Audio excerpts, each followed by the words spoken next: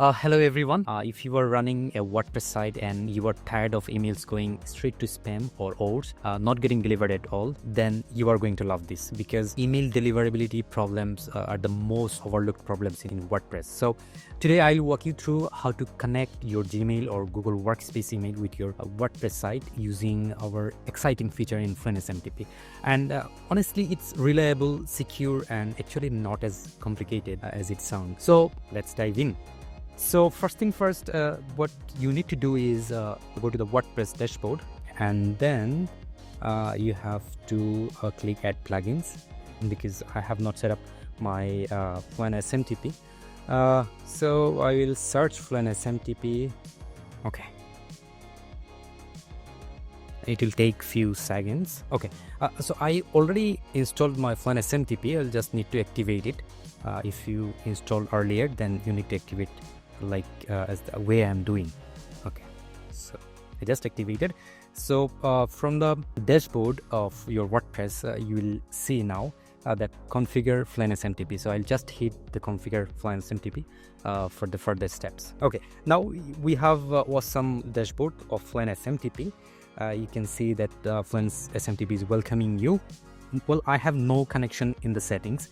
So what I will do is click on the Google Workspace, because today we are configuring Gmail or Google Workspace using FluentSMTP. So from the dashboard, you were looking that there is sender name, from email, from name. So it was by default. So I'll just remove it. Okay.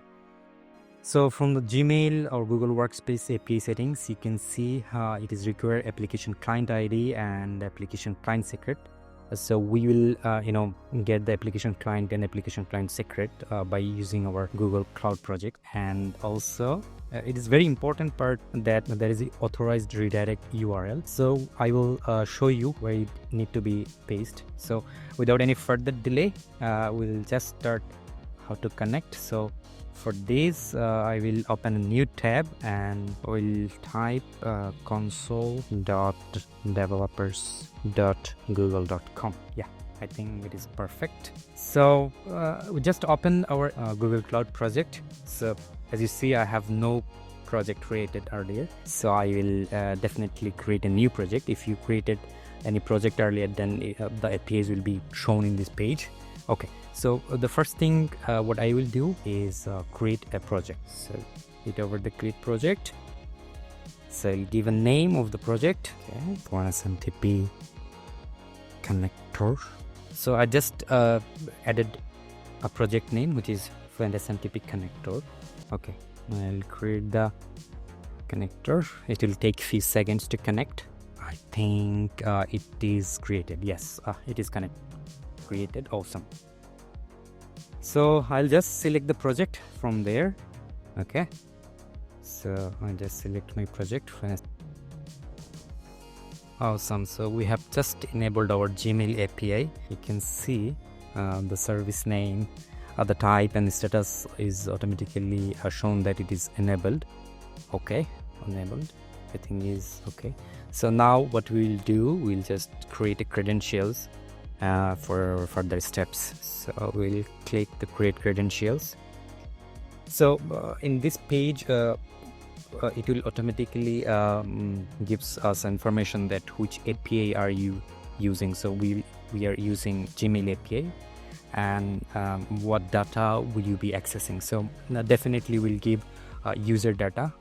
Okay, then next.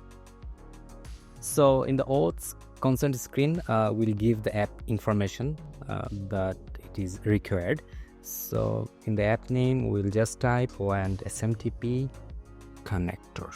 Okay, I just give the name. So what will be the user support email? It will be is obviously my email. So I will just type my email, or it is suggested there. Okay, so in app logo, we don't need to use any app logo. And the developer contact information, I will use my email. So we'll just save and continue to the next part. It will also take few seconds. So in this scopes, it's optional, so we have nothing to do. Okay, I will just save and continue. Okay, so auth client ID is important because in there we'll select web applications, then client name and everything will be appear. If you can remember, as I mentioned earlier, that in FluentSMTP there is a part that authorized redirect URL. It is very important part because user will be redirected to this path after they have authenticated with the Google.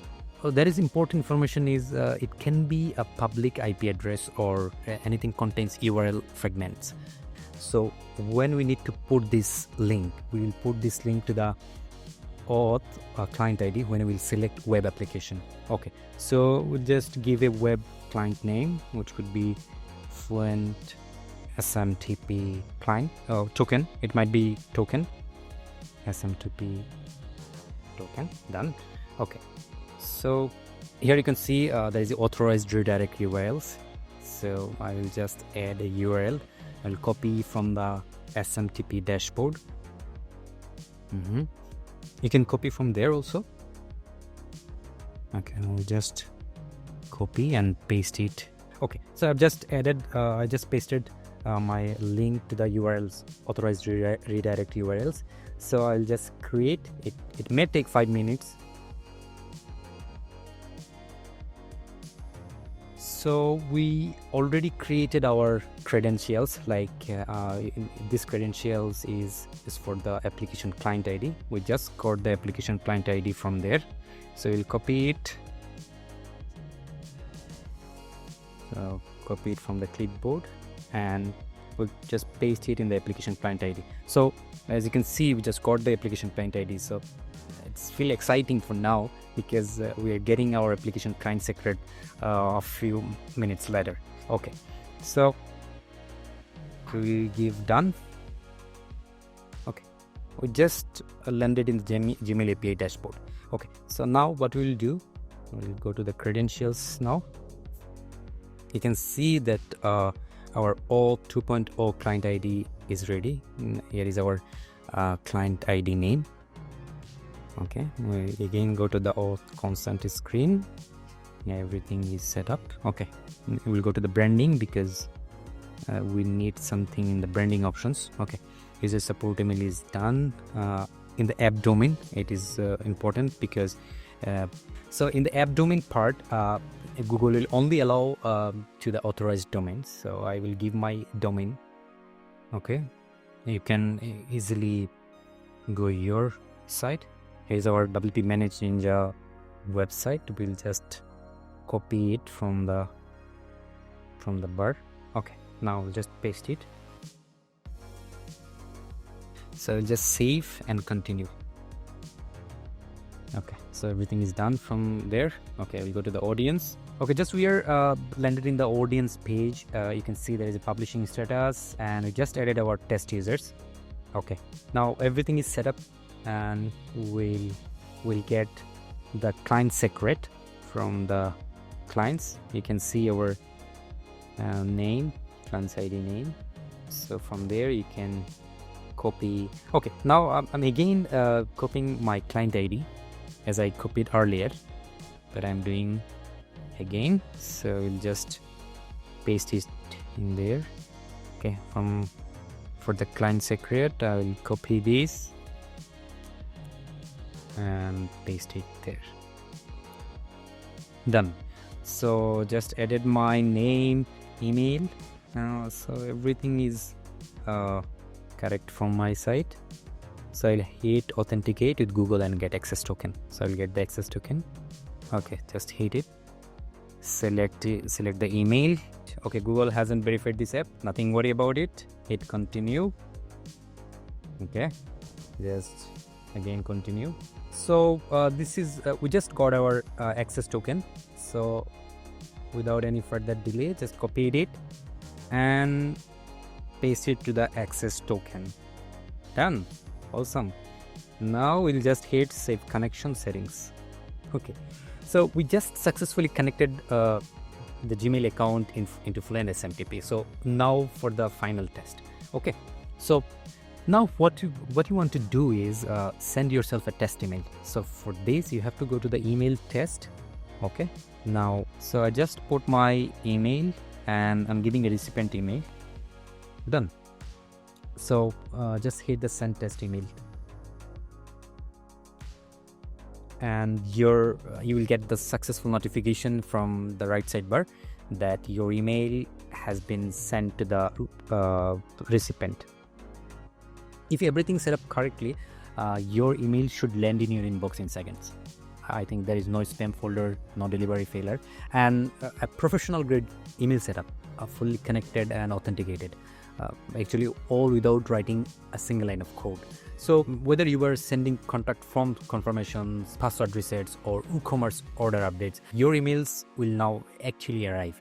So if this was help, don't forget to like, comment, or share this with someone managing a WordPress site. And of course, if you hit any bumps, drop your questions below or reach out to our support. Thanks for watching and happy meeting.